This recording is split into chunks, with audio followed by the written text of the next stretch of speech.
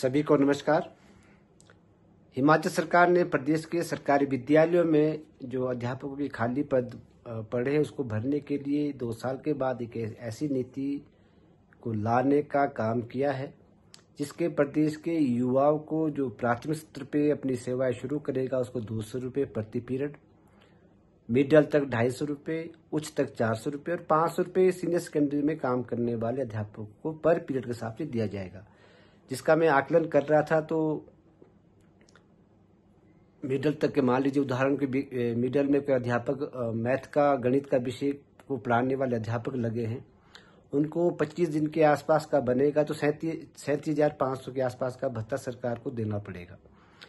मेरा और senior secondary में क्योंकि 2 ही पीरियड मिलते हैं तो उसको 25,000 के आसपास का ही ऐसा इस कैलकुलेशन हिसाब से मिलने वाला है। मेरा हिमाचल प्रदेश के माननीय मुख्यमंत्री महोदय और शिक्षा मंत्री महोदय से आग्रह है कि आप क्योंकि कॉन्ट्रैक्ट पे जब आदमी लगता है तो 37,000 के आसपास का ही भत्ता उनको मिलता है।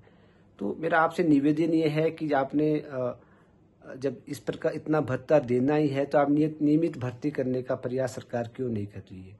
आपने आश्वासन दिया है कि प्रदेश के युवाओं को जो सरकारी सेवाओं में आएगा उसको हम ओपीएस देंगे और आपने ओपीएस की घोषणा भी की है।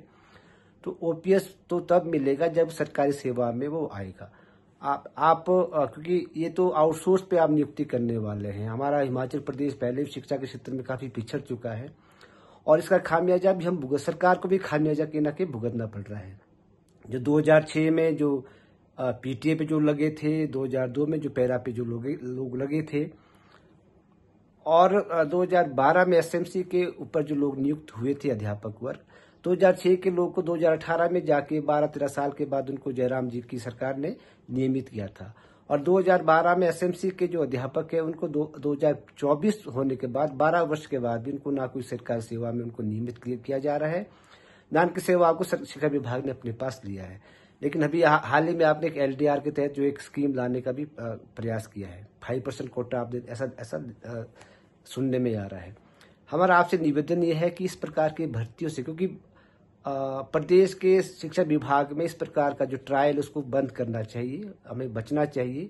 और वैसे भी सरकार को भी फायदा ये है कि जितने भी लोग आपने पीटीए पे लगे थे, जितने भी लोग इस प्रकार की नियुक्ति से हुए थे, वो बाद में नियमित होकर वो सारे कोर्ट से केस जीत चुके हैं। तो मेरा आपसे आग्रह है कि मुझे पता है कि प्रदेश का जो कर्मचारी वर्ग है वो नहीं बोलेगा, वो और डरता है, अपनी ट्रांसफर से भी डरता है, अपना गृह क्षेत्र वो छोड़ना नहीं चाहता। और प्रदेश का जो कल तक आपके आसपास जो कर्मचारी वर्ग घूमता है वो किसी का नहीं है, वो पूर्व सरकार के साथ भी ऐसा ही घूमता था। अंत में जब सरकार का लास्ट का साल होगा तो अपने आसपास अपने वो मुंह खोलना शुरू कर देगा। मेरा आपसे माननीय मुख्यमंत्री महोदय और शिक्षा मंत्री महोदय से निवेदन है कि वैसे भी जितने भी लोग आपके इस प्रकार की नियुक्ति से लगे थे सारे कोर्स से जीत के आगे हैं, उनको सारे बेनिफिट पीछे से मिल चुके हैं। तो सारे जब बेनिफिट मिल रहे हैं तो हम इस प्रकार की भर्ती करें ही क्यों।